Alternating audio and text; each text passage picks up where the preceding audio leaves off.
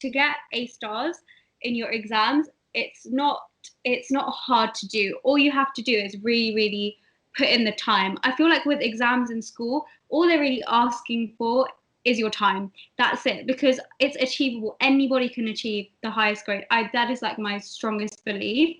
It doesn't matter your background or whatever, you can achieve it. You just have to really put in time. And that's where some young people struggle, because it's hard to put in time when you don't enjoy a subject. So that's where the only struggle is. And for me, for some subjects, I really, really enjoy them. Like, for example, maths and English, I love them. But other subjects, for example, history, I hated.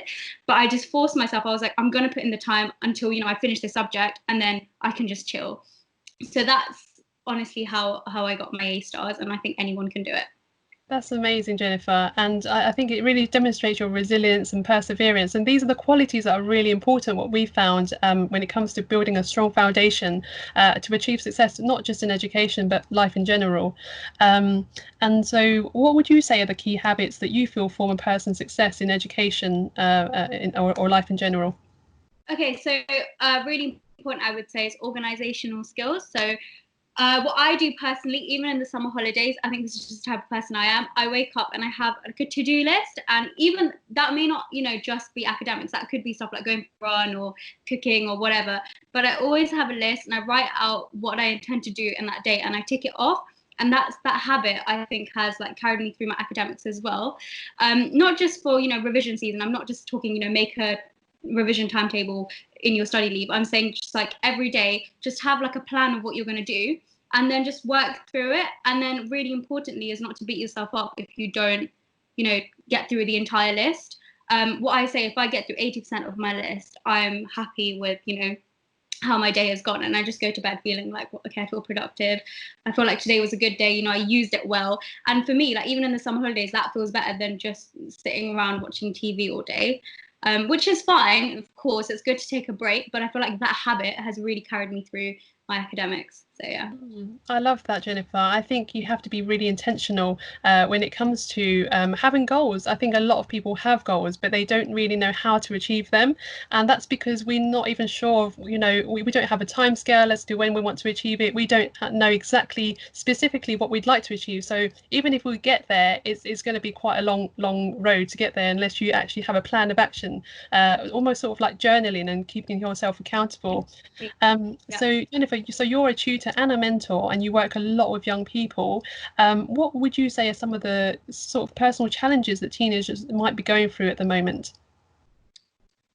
So one thing that I really see teenagers going through is the idea that if they don't get something first time, they just think, oh, I'm bad at it, I'm just going to give up.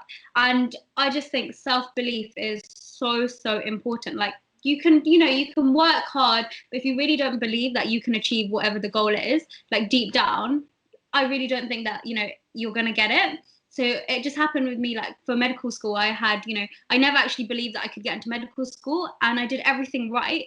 But at the end of the day, I didn't get any offers. But then when I went through clearing, I thought, okay, I think I can get it. I think I can do it. And it just happens. I know it sounds stupid, but I really think self-belief is really important. And a lot of my students, they're like, oh yeah, I'm aiming for a 5, I'm aiming for a 6. And I'm like, actually, no, you're so brilliant, you should aim for a 9. Why are you aiming for a 6? And then when they have that self-belief in themselves, they're like, oh, actually, I can get an A star, I can get a 9. Why am I aiming for, an A or a B? And then the quality of their homework improves massively just because of that self-belief. So yeah, I really think it's super important. Confidence and self-belief. Totally, Jennifer. I completely agree. I think the way we see ourselves, our internal dialogue is everything.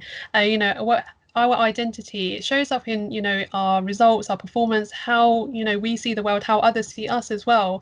And if we don't believe we can get somewhere, we're kind of selling ourselves short. How would you encourage someone to have self-belief? Because obviously a lot of children we work with, or young teenagers, they still feel that they have no esteem or confidence. How can you inspire someone to have that self-belief? Okay, so I'm talking like beyond academics now, just self-belief in general. I struggled with it when I was a teenager as well. What I find now is really important. Really important thing to do is to stop comparing yourself with other people. I mean, it's really, really easy to look at everyone else around you and be like, oh, they've got X, Y, Z, and I've got, none of that. So therefore, I can't achieve it, or I'm not, amazing, blah, blah, blah. But I just think it's really important to realize that everyone has their own baseline. So there isn't one for everyone. Everyone has their own, norm. And once you accept your own norm, you can then grow from there and progress. Whereas if you're always comparing yourself to somebody else, you're never going to be able to progress, properly. So but the thing is, it's really hard to realize, especially when you're young. I mean, I've only just realized it. I mean, now that I'm, past my teenage years. I'm still young and I still have a long way to go. So I think it's important to realize that this whole realization is a journey. It's not like one day you're like, oh yeah, I believe in myself. It's it's a slow thing, but you have to stick with it and you will get there. Just to stop comparing yourself to other people. That's the most important thing. That's the first step, I think. Absolutely. And I think also having someone like, let's say, a mentor or someone else believing in you, and then the student borrowing that belief, which is what we found, haven't we? When students haven't actually believed in themselves, but having a tutor or mentor who's saying, you know what, you can do this, or why don't you try and do it this way? And then, just through authentic edification, just through appraisal, just actually acknowledging and giving them recognition of hard work. I think that also is really valuable as well. I feel like that's the starting step, but then once that's happened, you have to then be like, you have to come to a point in life where you're not dependent on other people to tell that to you. You need to tell it to yourself. Like, yeah, you need to have self-assurance, but obviously when you're young, you need somebody else to, prompt you and be like, actually, no, you are amazing. And once they've said that, you should realize it on your own. So whoever anyone else says in the future, you'll be like, actually, no, I know that I'm amazing, Yeah, I think having someone speak, to you in an empowering way, not to make you feel inferior. I think that's also really powerful, because we've worked with a lot of students, haven't we, where they've come to us and told us that maybe even their own school teachers have maybe spoken to them in quite a negative way, which doesn't really build someone up. Rather, I think that if we build someone up, just through words of affirmation, that can be really powerful as well. Yeah. Yeah. And so what kind of other problems and challenges do you think teenagers are going through? Because we work with so many different types of students. We've looked at even students that may have gone through bullying, or maybe body image comparison, or even social media influence, or turning to crime, or even video games, stuff like that. What other challenges have you come across teenagers suffering or going through? So all the ones that you named there, really, really important ones. So getting distracted by like video games, body image, a really, really important one. And yeah, turning to crime, like you said. But I think the most important, like the thing that's common for all these things is just that whenever something goes wrong, when you're young, it's really easy to think, oh, it's the end of the world. And so some people give up, or turn to other things. So I think it's really important that when you're young to realize that actually it feels like the end of the world now, but let me just be patient. Let me just wait it out. Let me just see how things progress. And things could get better. And most often they usually do. The thing with like social media is, again, it leads you to compare yourself to everyone, like literally everyone, not just celebrities, even your mates, because they'll be posting photos. And you just compare yourself to everyone. And some thoughts can get into your head unconsciously. So you may not think that you have an issue with your body image, but then scrolling through like Instagram and seeing all these really, really skinny, or I don't know, the trends change now to like, I don't know, whatever. It's just like the trends change, body image changes. There's no one like good way to look. And so that can kind of like creep into your mind. And it's no fault of anyone, but you can just end up with all these issues that you didn't have before, but only because of like the social media and the world around you. And I think now in this day and age, to be a teenager, you have to be really resilient to try and be like, well, obviously I can't, stop social media from happening, but I can be aware that all these things could come into my mind unconsciously and try and stop it that way. So Yeah, I totally agree. I think that young teenagers, they're not really equipped to be able to handle, mentally, the repercussions of comparison. And then it's not until they actually become in that cycle, and it's very hard to get out of. When you're working with young people, do you feel that there is a duty of care that we shouldn't overlook when it comes to these things? Oh, definitely. Like if you're a tutor or a teacher or whatever, it's not just about academics. You're really looking at the individual holistically, because your mental health can affect your academics, and your academics can affect your mental health, and everything is like interlinked. So you can't just be like, oh yeah, only, you know, I want you to get an A star. Like, no, you have to look at the individual as a whole. And there's definitely a duty of care with like social media. Relationships is a big one as well. Basically, the individual shouldn't feel alone. They should feel like there's somebody there to talk to, or, you know, yeah, they should feel like they have support, which is really important. Yeah, I think that sometimes, you know, we put so much pressure on the academic side. You know, when parents sometimes come to us, they say, I want my child to get an A in this subject or a B in this subject. But actually, what we really need to realize is that there's a mindset involved that actually it affects absolutely everything. It's like a ripple effect. If your mindset and foundation is very weak, everything's going to be weak. But if your foundation is strong, everything, you know, usually is quite strong, which we found as well. What would you say are the kind of key fundamental mindset principles? You know, let's say, you know, being a, like you said, organization is one of them, but also maybe the ability to be, you know, persevere in times of struggle. What other elements do you think play a really important role when it comes to succeeding in anything you do? Okay, so organizational skills we talked about, perseverance, the fact that if you fail, just think it's not the end of the world, just try again, keep trying until you achieve it. Because I think there's this misconception that, you know, smart people are smart, they're just born smart. No, they're not born smart. There's always something that goes on behind that. You know what I mean? Everyone has the ability to be smart or get good grades. So that's one. Accountability, I think it's really important to hold yourself accountable. You shouldn't need, obviously at the start, you know, you always need someone to like prompt you to, you know, do your work, etc. But I think as you progress through your academic journey, I think it's important to take responsibility of your own learning as well. So if you want to get that mark, or if you want to achieve anything in life, make sure that you actively do something towards it. So, you know, getting a tutor isn't enough. It's a two-way journey. Like, tutor will help you as much as they can. At the end of the day, you also have to have the urge to, you want to be able to, you want to achieve that goal. So yes, not somebody else who's forcing you to achieve it, you want to achieve it. So accountability is very important, I think. Absolutely. And I think this is definitely not exclusive just to education. I mean, just looking around us, when people go through like fitness journeys and then they lose a bunch of weight, for example, but then they gain it very quickly. And I think it's because their mentality, their mindset hasn't actually been, you know, been strong enough really to cope with something in a more sustainable manner. You know, speaking of, you know, challenges that teenagers go through emotionally, you know, do you or anyone you know that may have kind of struggled emotionally as a young person?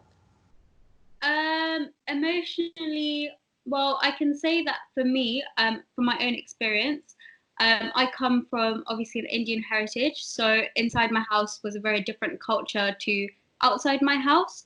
So that for me, when I was going through my teenage years, led me to a lot of confusion, just because outside my house, I was seeing people at school act a certain way, whereas inside my house, it wasn't acceptable just because of, you know, cultural differences.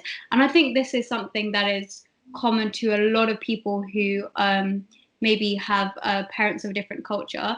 And it just leads you to being very confused and, you know, going one way or the other, and it's hard to find your balance and your norm. And so that's how I struggled a lot when I was in sixth form and GCSEs, just through that, because I thought, oh, you know, I'm going to rebel and go too far the other way. And then I was like, oh no, I need to go, you know, too far. Like, I want to be like my parents, you know. And I never really found my norm until now. And because of that confusion and that kind of disbalance in my life and instability, that also led to like me feeling like I had no control over anything, and that can be the root cause of things like eating disorders and stuff, which is also what I suffered with for the longest time. It's really, really hard when you're in that mentality to get out of it. It's like being in a toxic relationship. Anyone can see, you know, you're in a toxic relationship, but when you're actually in the relationship, you're kind of blind to it. So it takes, you know, a lot of, I don't know, it took me a while to get out of that, but now now I see kind of clearly for the first time. That sounds cheesy, but so that's what I struggled with. And I know a lot of people, like lot of like younger people now in my family, etc., who are also struggling with something similar. So it's really sad to see, but then I also have faith that because I got through it, I know that people can get through it as well. So yeah, Jennifer, well, the fact that you've been through something like that, and a lot of actually the young people that we've actually worked with have actually, kind of hinted in the sort of this element of struggle. And I think eating disorder, from what I know, it does come down to control issue, and kind of an identity crisis as well, because we want to kind of conform to society, we want to look a certain way or feel a certain way, and I think sometimes it comes from like an emptiness within ourselves, and it's almost like a cry for help, I think. I'm really glad that you've obviously come to the other end of it, but for young people who may be going through something like this, how would you as a mentor carry them through this process in a gentle way? So for someone who's suffering with like identity crisis or eating disorders, well, first thing I just want to say, I'm not like qualified or anything like that to help with an eating disorder or anything like that. But as I have my own experiences, all I can really do is reassure you that I know exactly how you're feeling and why you're feeling it, which is important because when you're in that kind of, if you have an eating disorder, if you're struggling with something else, you can be like, oh, you don't know what I'm going through, Yeah. and you feel really alone because of that. But as like a mentor, I can tell you, actually, no, you're not alone. I've gone through it as well, and you can tell me how you're feeling, and sometimes just talking about it, they're having someone to listen to you instead of just being like, no, actually you should be doing this, or no, actually you're wrong because you're not this, or but having someone to just listen and be like, okay, I accept the way you're feeling, you should accept the way you're feeling too. I think that's sometimes one of the first steps to getting better, just accepting that there's something wrong, accepting that you may not have control. Instead of trying to gain control, just accept that you don't. And the way you can get that is maybe talking to somebody else about how you're feeling and having them.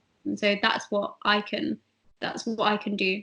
Yeah, I think a lot of times eating disorders is actually an effect of something that triggers. So it's actually understanding, and identifying where that really truly comes from, the root of the problem, and obviously, as mentors and tutors, we do have a duty of care. Maybe it might be reporting to the parent, or it might be just in a more gentle way, being of someone external who can just be there, to listen to them and understand and empathize with them. Sometimes I think teenagers just want to be understood. So that's really, really powerful, the fact that you can relate on a personal level there as well. And a lot of parents, they do come to us sometimes. They say, what, my child is really struggling, and I kind of lost all control, is probably not for lack of a better term, over my child. Why do you think this happens? Why do you think that children are turning to things like social media, and parents are actually losing control over their own children? So I just think the teenage years it's a transition, right, from child to adult. So your parents can also struggle with that transition. Usually that's why parents are like dreading the teenage years or whatever, because they're obviously very protective. You're still technically their child, and they want the best for you, and they think the best way to do that is to have control over you so they can protect you in the best way possible. But then again, that leads to kind of a conflict, because when you're going through the transition from child to adult, you'll want to be more independent. And I think for parents, I would just say that obviously within reason, I think it's good to just accept that your child is becoming more independent, and actually you shouldn't have to control them. And once you give your child that responsibility, like you have some responsibility, you're like, I'm not going to try and control you. Once they have that, and once they might start acting a bit more responsibly or whatever, because they were like, oh, I have control over my own life, like whatever I'm going to do will carry me through. So I think that's how I would kind of approach that situation. Yeah, that's really, really good that you're able to connect with your students and mentees in a personal way, where sometimes parents, their dynamics between parent and child just doesn't for some reason allow that, and having someone external to be able to offer that, I think, is a huge relief and a release for parents as well. Yeah. And in terms of mentorship, why do you think one-to-one mentorship is really important, and what kind of results do you think parents can expect? So I think one-to-one mentorship is important because, as you said, sometimes a parent-child dynamic cannot, give that support to a teenager. But with a mentor, it's more like chatting to a friend and having someone to talk to on a more friendly level. So there's no kind of power dynamic or anything like that. And because of that, they can feel more comfortable with us. They feel like they can say anything to us, and obviously we will take that information responsibly and do use that information responsibly. But yeah, I think that's why it's just a whole like kind of, it's like a friendly vibe. It's just a chat. It's someone to check up on this this young person, which can be so useful, and put a lot of pressure off the parents as well. Definitely. I think young people, they want someone who, again, can understand them, because I think when you're a teenager, your hormones are kind of all over the place, and you just want someone to talk to, which may not be a parent sometimes. That's definitely not to say that parents are not able to do that. It's just a different dynamic, I think. So I really thank you so much for your insights, Jennifer. You've been really helpful, as a tutor, young person yourself who's really striving really hard to succeed, and we wish you all the best with your medical career in the future as well, and thank you very much for your hard work and your answers as well. Thank you.